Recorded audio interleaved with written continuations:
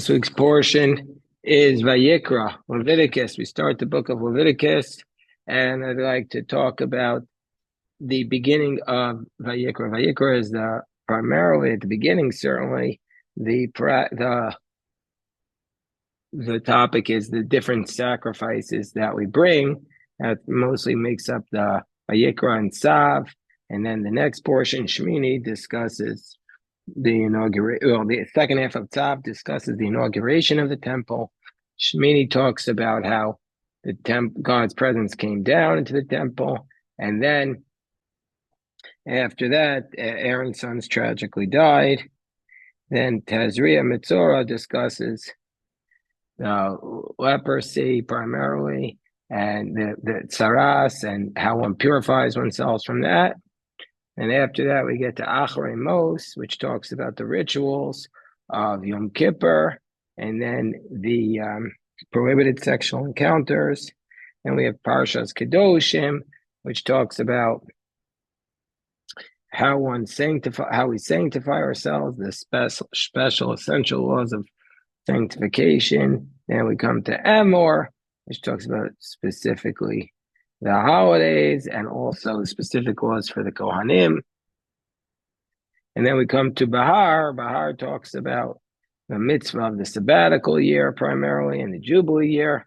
And then we come to Bechukosai, which is primarily the curses upon us if we don't follow these laws. That's called the Tochacha. When we get to Bechukosai, that'll be 2 weeks before Shavuos. So now we're reading this 2 weeks before Pesach, and by the time we finish this book, we'll be 2 weeks before Shavuot. So I really want to focus on the first verse of Vayikra, which is to me a very powerful verse, because people translate Vayikra as Leviticus, but what really should be the translation to this book? What really should be the translation to this book? Anybody want to answer?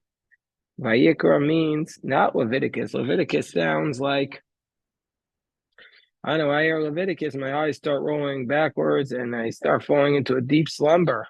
Who wants to say, let's go to a shir on Leviticus? Nobody. But if we say what Vayikra really means he called, God called. So you want to hear the call of God. How do we hear the call of God? It's a book about the calling. When you hear a calling, it's an inspiration. That's what really this book is about. How do we have a spiritual connection to God? How do we have a relationship with God? How do we bring meaning into our otherwise daily lives? I just want to say that I don't know if anybody here saw the video of this Achnasa yesterday. What we did in the video, I said I didn't want to just bring in the Torah like everybody else, just walking. Wanted to make a dramatic entrance with the Torah that I wrote. So we rented a crane, and I went up on the crane of the boy whose family got the Torah, was holding the Torah, and I was up with him in the crane dancing. And when we got up to the part of the Torah reading that Vayi ben Soharon, you take the Torah to the ark, then we came down to music. We lowered ourselves to the music. It was a dramatic entrance. You have to bring some inspiration into our lives, some freshness. We can't go through life in a stale manner. So Vayikra is the calling from God, the calling. That's really what this book is about. God called, and he called. God called to Moshe. Vayikra Moshe. God called to Moshe. Vayidaber Hashem Elav. God spoke to him. More. So God spoke to Moshe from the tent of the meeting. And that's really the way God spoke to Moshe. But the challenge for us in our life is to hear the call from God. And how do we hear this call from God? That's on a very basic level, the overarching view, the overarching context of this book. So I want to just share, we'll study the Rashi on it, then we'll try and really focus on just one letter from this, not even one word. We're doing one verse. First, we'll study that verse. Then we'll just study one letter from this verse. So it says, Vayikra Moshe, God called to Moshe. So let's see what Rashi says here. There's a few Rashis on this. Rashi says, L'kol dibros, L'kol amiros, L'kol tzivuyim, kadma kriya.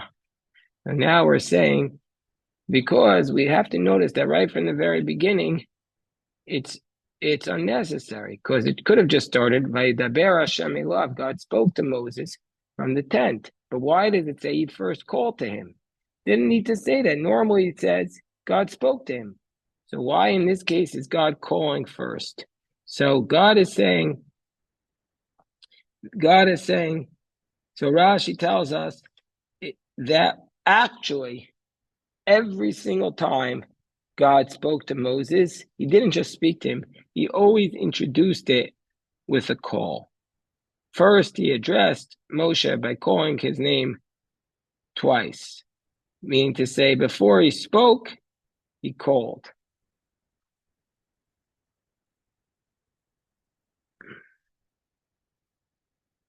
So God said, Moshe, Moshe, and then Vayidaber Hashem Elav. So God said, Moshe, Moshe. This is what Rashi said. For every speech, every time it says Vayidaber or Vayomer, God, Kol Amiros, Kol Tzivuyim, every commandment, there was preceded with a call. He says, Moshe, Moshe. Like some people, before they call, they text. So here he says, before you don't just start speaking to somebody, you say, God says, Moshe, Moshe. Why? Lashon chiba.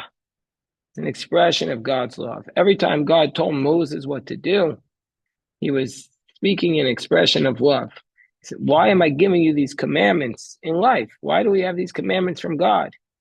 It's an indication of God's love for us. God wants us to be great. God wants us to have a meaningful relationship with God. And so therefore, God gives us these commandments so we could come closer to him. And Rashi says, this is the language that the ministering angels use. Lashon shem malachei asheres mishtamshim. This is the language of the angels. Because the angels, before they say, Kadosh, Kadosh, Kadosh, which is the central part of our service, when we reenact the way in which the angels call out to God, it says, V'kara ze el ze v'amar. They first call to each other, and then they say, Kadosh, Kadosh, Kadosh.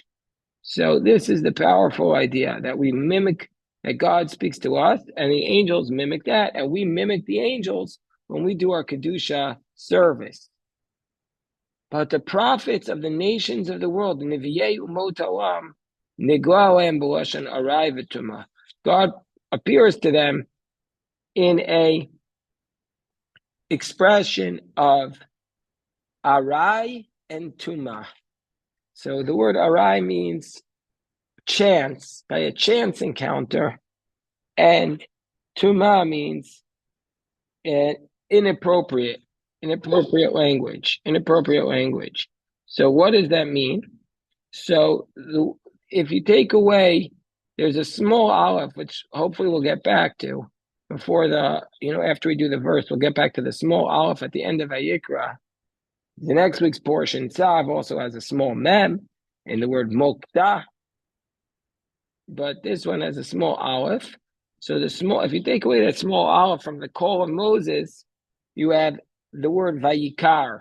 The word Vayikar, which is how God addressed Bilam, Vayikar al Bilam, God happened to appear. It's not a call.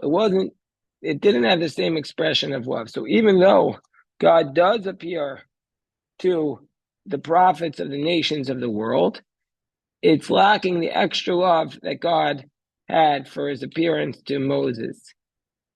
And also, the other thing about the God's appearance to the other prophets is that if you take away the word Vayikra without the aleph, can also be the Mizrahi and the Sifsei Chachamim say can be an expression of keri, which is an expression of impurity.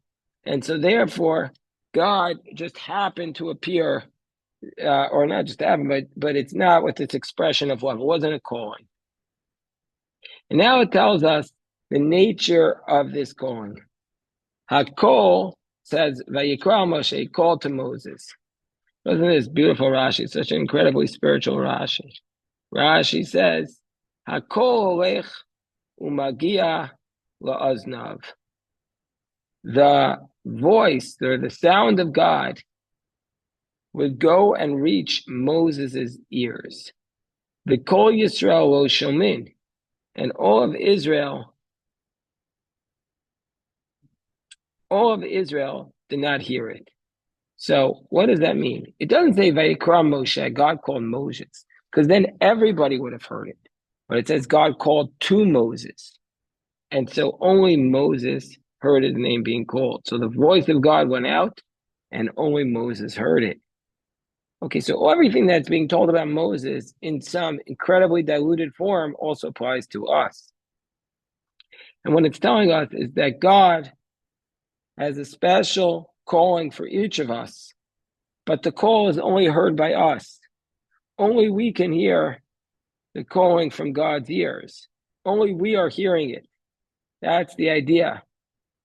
So just like only Moses heard God's call, each of us is hearing a calling from God, but we're the only ones hearing it. The whole world doesn't know what God is saying to us. So the voice of God was going and reaching his ears, and all of Israel will not hear it. Now we have a very, I would say opaque, one less below opaque phrase, a phrase that needs explanation. I might think that there was a calling at breaks as well. So basically, what's going on here?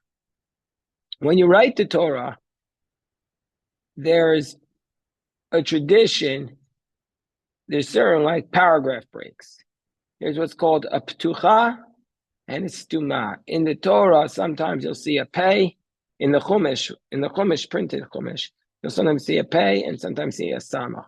A pei means ptucha, that the line ends in the middle and the rest of the line is open and it's not filled in. And a stuma means you have a break of 9 letters from like a paragraph break. You press, like, imagine pressing tab on the computer 3 times. Ptucha is pressing enter on the typewriter, and stuma is pressing tab 3 times. So those are 2 types of breaks. And if the scribe messes that up and does not follow the accepted tradition, then the Torah will be not kosher, even though it has every single letter properly, if you don't follow the proper breaks. So what does it mean when it says God called to Moses? Rashi says, I might think that every time there was a break, before God started speaking again, he would call to Moses. That's what you might have thought, that there was a call. Each time he started speaking to him, he would say, Moshe, Moshe. Says the verse, Vayedaber.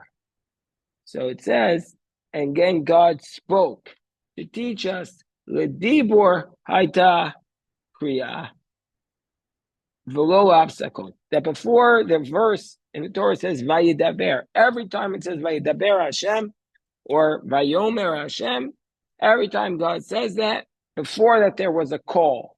There was a double calling from God to Moses. But if it wasn't an occasion of Vayedaber or Vayomer, then there would have been no call from God. So why?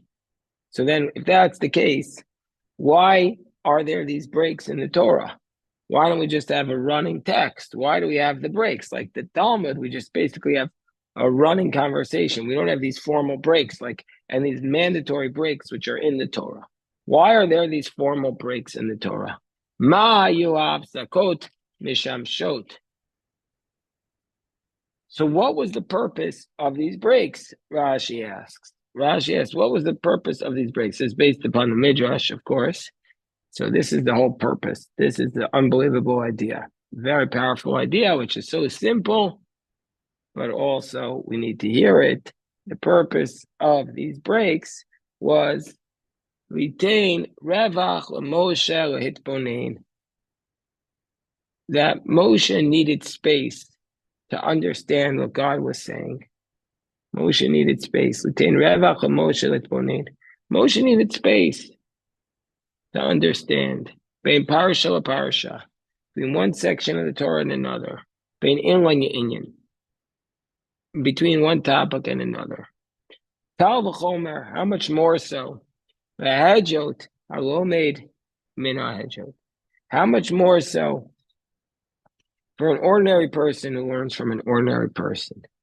So what Rashi is telling us, the breaks were to absorb the material, absorb the lessons that were being said. Moshe needed to pause and stop and absorb it. Now, God was the greatest teacher in the history of the planet, obviously, and Moses was the greatest student in the history of the planet. There'll never be another Torah scholar or person as great as Moses. And yet, Moshe needed breaks. So therefore, Rashi says, how much more so if we're learning from a person, we have to and a person is teaching us and we're learning from that person, we have to pause, take a break, let it wash into ourselves and absorb it.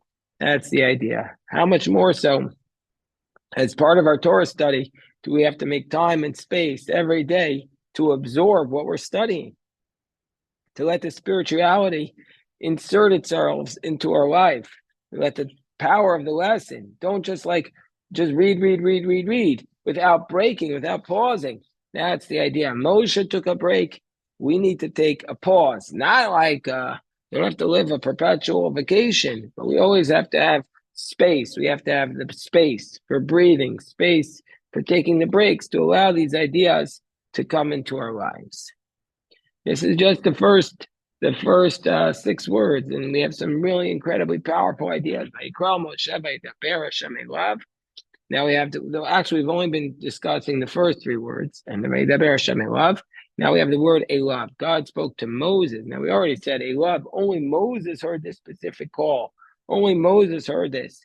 But Rashi gives us another explanation. So it's to tell us Ma'et et Aharon. This teaching specifically was said specifically to Moses and not to Aaron. It was specifically said to Moses and not to Aaron. And Rashi says, Rabbi Yehuda ben Beseira Omer. Rabbi Yehuda ben Beseira taught, Shlosha Dibros Nemra B'Torah Moshe U'Aaron. There were 13 times in the Torah that there were statements made to both Moses and Aaron. By Daber Hashem Moshe ve'Aaron. 13 times it says, actually 11 times it says Moshe and Aaron together, and then twice it just says God spoke to Aaron. So and corresponding to that, we also have 13 exclusions. Vaydaber Hashem Elav. God spoke to him, i.e. to Moses, and not to Aaron, to teach you Shalom la'Aaron Nemra, that they were not addressed to Aaron, but to Moshe by himself.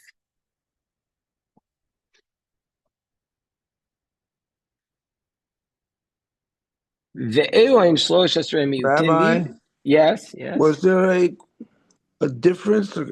Okay, so then Rashi lists 4 of the expressions that mean that God spoke just to Moses to exclude Aaron. And then Rashi says, one might think, Yachol Yishmeu et Kol HaDibur. One might think that when God spoke to Moses, it was so loud that everybody could hear it. You might think that everybody could hear it. It says the verse, Talmud Omar, Kol Lo, Kol Elav. So it says, instead of saying the voice communicating to him, it says, Vaydaber Hashem Elav, meaning in the longer voice, to him, Moshe Shomea v'Kol Yisrael Shemu, to tell us Moses hears, but the rest of the children of Israel do not hear. So that's the concept of a prophecy. The concept is that there's a person who's so holy that he got a message for everybody, but only he could hear that message. And our challenge is to believe that he's telling the truth. How do we know? The rabbis had ways of testing, but they were imperfect, inexact. And that's the challenge of prophecy. A prophecy is not that you spoke to God. Many people spoke to God. Many people hear a calling from God. Prophecy is when God gives you a message that you're supposed to take to the nation. And they didn't hear this message. And God spoke to him from the next part of the verse. It says God spoke to him from the tent of the meeting, the Oel Moed. Well, what is this tent? Well, first, Rashi tells us something very powerful. It tells us this idea is, I love this Rashi also. Melamed shaya kol nifsak, v'lo yotze chutz la'oel. Tells us that the sound of the voice would be cut off, and the sound would not travel outside the tent. The sound of God was limited. It would go only up until the exit from the tent. You have to think about the significance of that, the meaning of that. I might think because the sound was low. Says the verse, Es Hakol. The verse says, the voice. What does it mean when it says the voice? This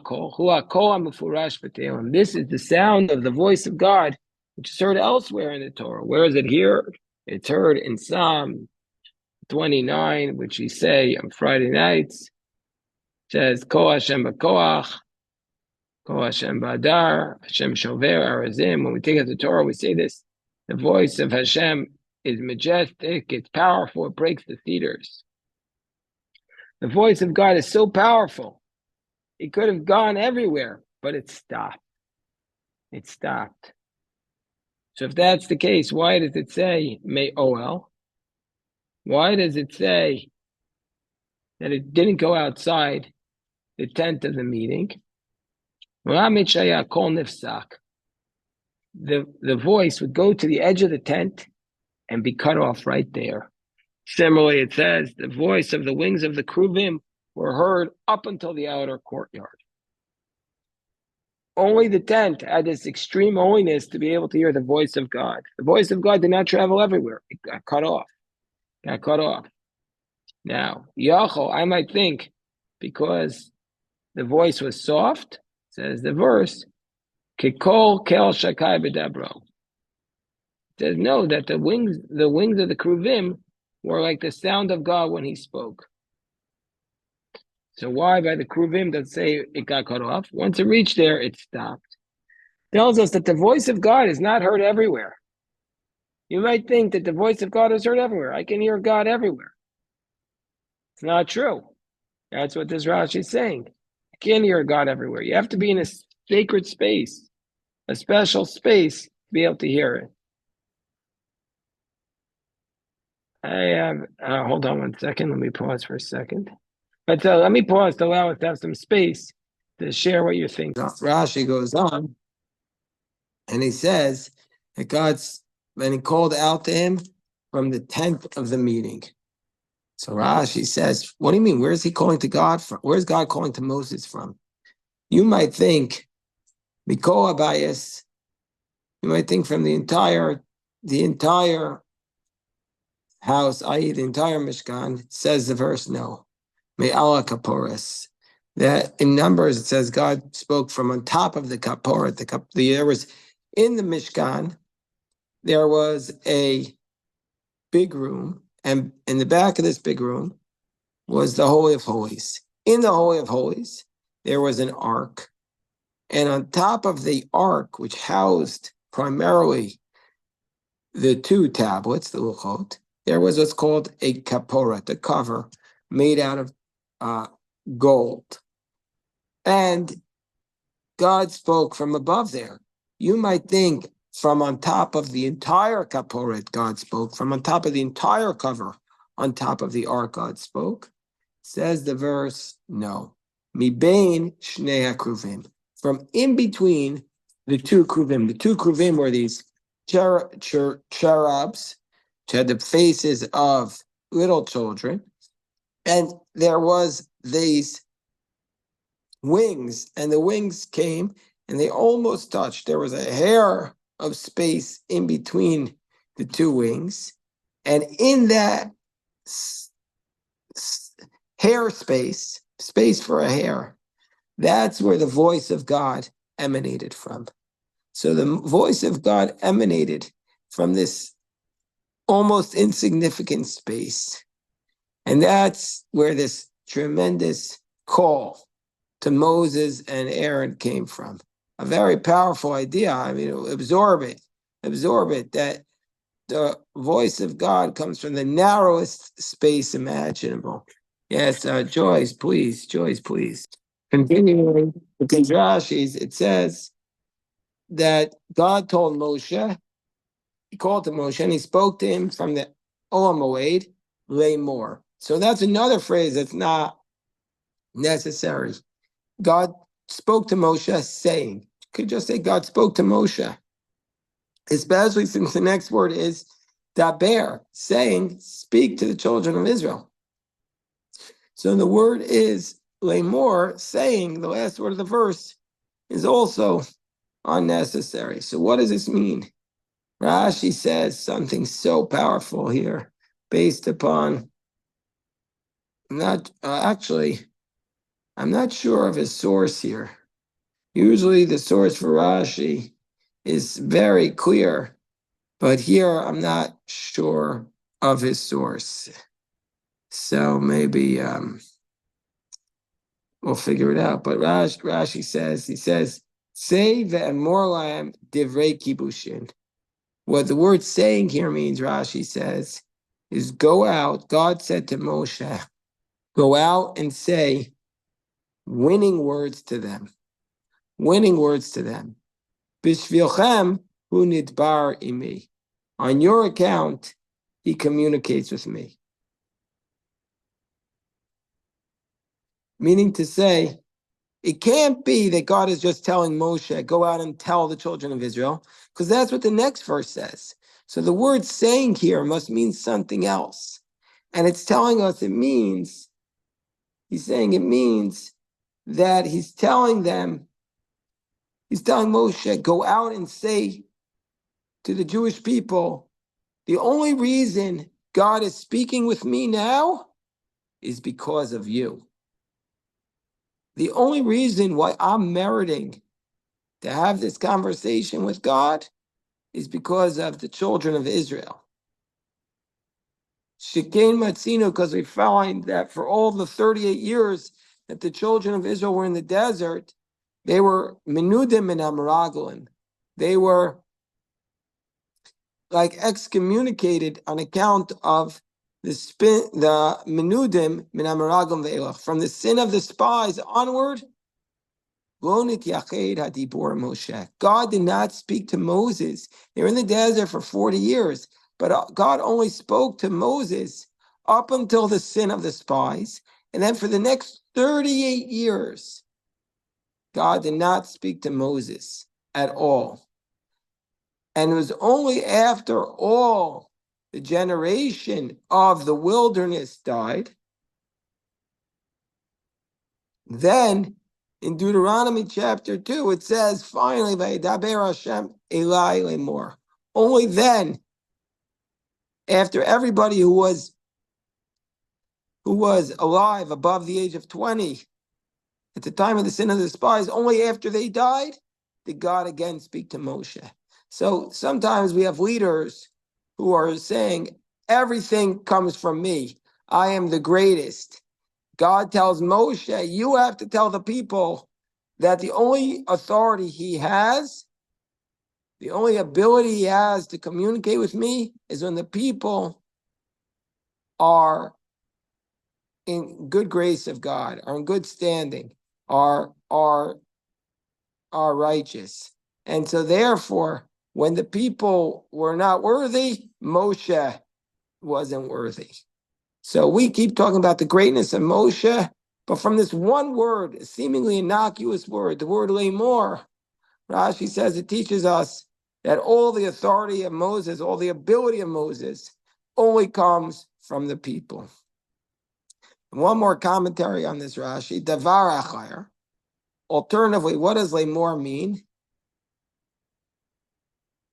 This is a more typical commentary of Rashi. He says, go out and say my words to them. Go out and tell them my words.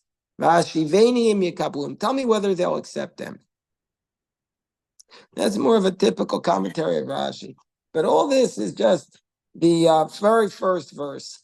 And I mean, just to summarize before we just look at some of the other commentary on it, but just to summarize, it's basically talking to us about this tremendous prophecy that God gives to Moses, this powerful prophecy. Rashi, if you take the Rashi as a big picture, it was a calling just for Moses.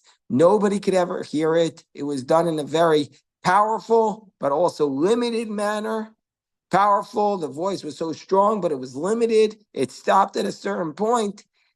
But above all, Moshe Rabbeinu is limited. He needs to absorb it. And all of his authority to hear this voice came from the people. No man is an island. Even Moshe Rabbeinu, the greatest of all, didn't have the authority on his own. His authority came from the people. And so that's just a tremendous lesson for all of us, and the lesson of humility, the lesson of where our authority to do something comes from. So, okay. So let me just talk about the small aleph from the Baal HaTurim, and then after that, I'll go to some of the Hasidic commentaries on this verse, which I wanted to discuss. So, why is the aleph small? So the Baal HaTurim, the 14th century commentary, he almost always comments on the smallness of letters and the large letters. He talks about the differences. He talks about two things. He says, first of all, Aleph to Vayikra is the era. Says the letter Aleph in the word Vayikra, and God called, is small. Why? Because Moshe, who was so great and so humble, Lo ratzalach tov ela vayikar. Moshe didn't want to write. Moshe was so humble. He didn't want to write that God called just to me. He says, no, I can't say that. He did it out of humility. He wanted to remove the aleph. He wanted to say, I'm no better than Bilam. It's as though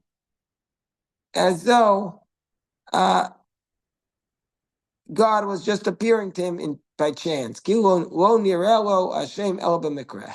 So God says to write it with an aleph, but Moshe therefore wrote it in a smaller manner. Meaning to say, Moshe himself wrote it small. God didn't tell him to write it small. Moshe wrote it small as an act of humility to say, I don't want to talk about how God called just to me. He came to me just like he comes to another prophet. God said, no, say that I called you. So Moshe wrote that he called, but he did it in a humble manner.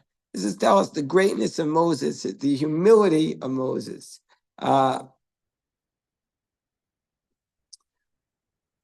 Just one more point about that before we go to the Hasidic commentaries.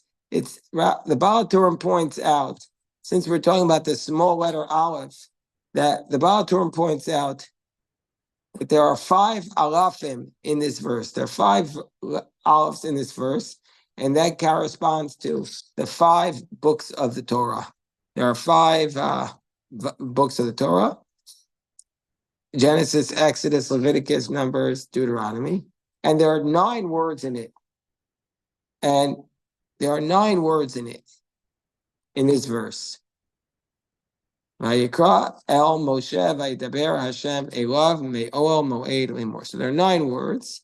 And the Baal HaTurim points out that there are also 9 words in the verse, the first verse of the 10 Commandments. It says, I am Hashem, your God. Anochi Hashem Elokecha asher hotziticha. Let me read the whole verse properly. There are 9. Let me just read it so I don't make a mistake. You never want to make a mistake by reading something by heart when you can just very easily pull open a book in front of you. Okay, Parshas Vayisro.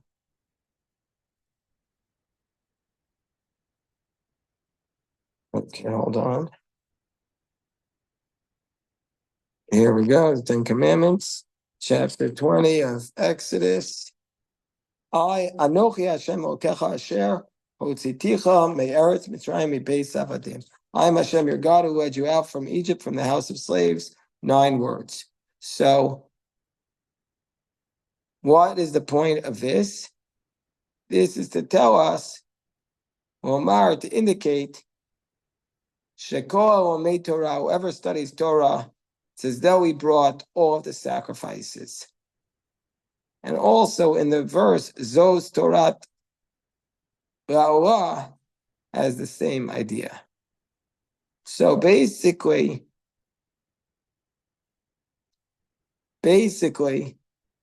what the Baal HaTurim is saying, that he's taking this almost innocuous idea of 9 words appearing here and 9 words appearing in the 10 Commandments to tell us you don't have to actually bring the sacrifices. You just have to study about the sacrifices nowadays. And if you just study about the sacrifices, that will be as though you actually brought the sacrifices. So, because we're about to begin this book, which is totally about sacrifices, and we might think, oh, well, this book is not relevant to me anymore. We can't bring the sacrifices. So the Baal HaTurim introduces this idea by saying, you just have to study about them, and then you fulfill the mitzvah as though you brought them, as though you made an actual sacrifice. Our study becomes the sacrifice. So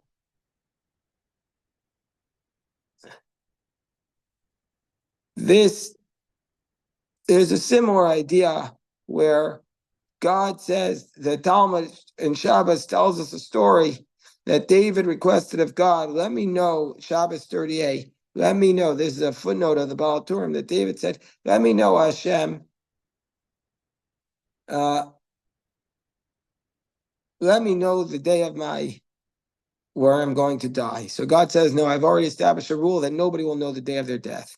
So David says, again, he asked, God says, I say, nobody will know. Finally, David said, let me know when I'll die. So God says, you're going to die on a Shabbos day. So David says, let me die on the day after Shabbos. So people have time to make funeral preparations and eulogies. God says, no, by then the reign of your son Solomon will have begun, and we can't push it off, he says. God says, let me die on the day before Sabbath. God said, no, I'm not going to shorten your life by 1 day. And this is the phrase, 1 day in your courtyard is more than 1,000. Meaning to say 1 day of your Torah study is worth more to me than 1,000 burnt offerings, which your son Solomon will offer before me on the altar. So God says to David, 1 day of suffering, 1 day of Torah study is worth more than 1,000 burnt offerings. There are 2 lessons that I want to take away from this, and maybe it'll bring our study to a close. One is that we're at the beginning of Vayikra, where we're talking about all these sacrifices. Baal HaTurim is basically telling us 1 day of this Torah study is worth thousands of offerings. That today we replace these sacrifices with Torah study. That's how we bring these sacrifices today, by studying Torah. And also 1 day of life in which we're able to study Torah, like we're doing now, is worth thousands of offerings. Now, don't underestimate for a second the power of what we're doing right now, of studying Torah. 1 day of Torah study is worth all the offerings that are discussed in this book. Okay, we'll stop here. Everybody have an amazing day.